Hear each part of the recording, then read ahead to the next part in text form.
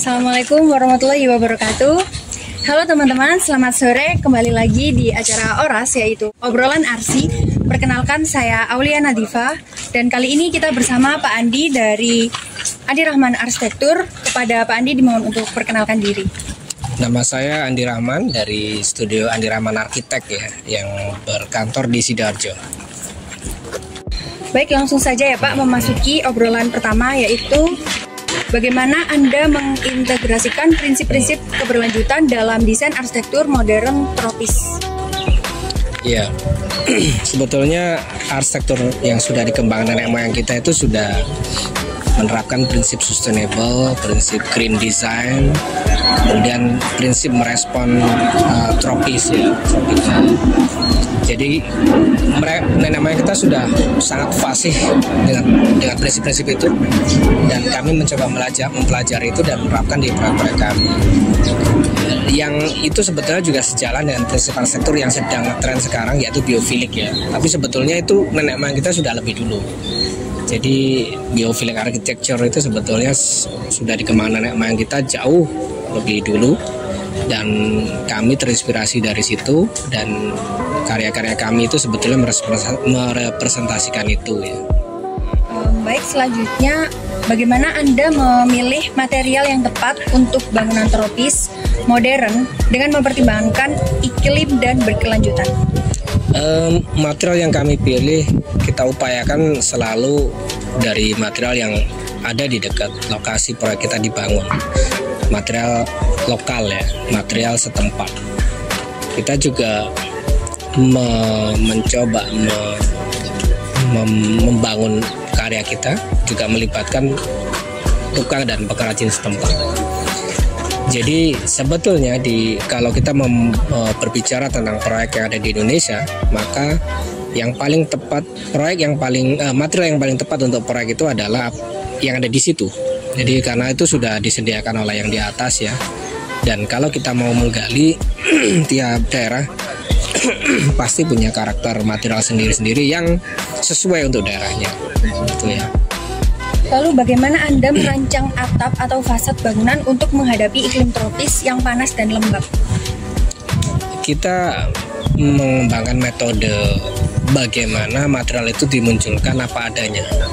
Jadi bata ya bata, batu ya batu, genteng ya genteng, bambu ya bambu gitu ya. Kenapa? Karena karena kondisi kita itu tropis, panas dan curah hujannya juga tinggi, sehingga material pelapis itu nggak akan bisa melawan itu gitu ya. Jadi kami tidak belajar dari apa yang dilakukan nenek moyang kita. Jadi tidak perlu melawan iklim atau alam, tapi kita mencoba berkawan gitu ya. Jadi material dimunculkan dengan kejujuran material apa adanya, itu justru yang membuat energi kita itu jadi lebih sedikit untuk melakukan maintenance. Jadi proyek kita jadi low maintenance dengan menghadirkan material itu apa adanya. Apakah sama seperti fabrikasi? Nggak masalah fabrikasi, yang paling penting adalah dia nggak perlu di coating lagi, nggak perlu dikasih pelapis lagi. Jadi nggak ada masalah. Selanjutnya, bagaimana Anda merancang bangunan agar hemat energi dan air dalam konteks tropis? Kita mengembangkan prinsip dinding arsitektur kita selalu berongga, bernafas, karena kita tidak boleh memotong aliran angin untuk menyelesaikan masalah tropis karena iklim kita panas dan lembab.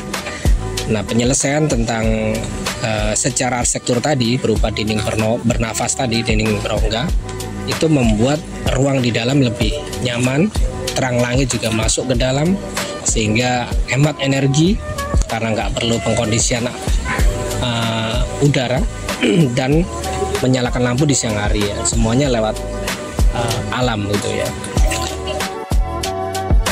Yang terakhir, menurut Anda, bagaimana arsitektur modern tropis dapat berkontribusi pada pembangunan yang berkelanjutan di Indonesia?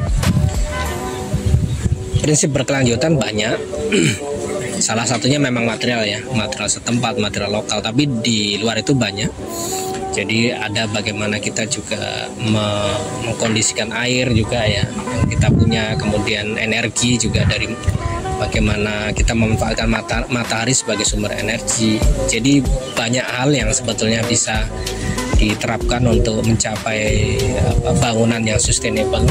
Tapi hal yang paling sederhana yang bisa kami lakukan adalah bagaimana sebisa mungkin memakai material yang ada di daerah itu, di daerah di mana arsitektur itu dibangun. Yang membuat adalah orang setempat, yang membangun adalah orang setempat. Sehingga nanti ketika terjadi kerusakan atau membutuhkan perbaikan, energinya jadi rendah karena bahannya ada di situ, tukang yang mengerjakan juga orang situ.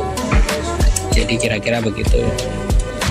Baik, terima kasih banyak kepada Pak Andi yang sudah meluangkan waktunya untuk berbagi cerita, pengalaman, dan insight yang luar biasa di dunia arsitektur.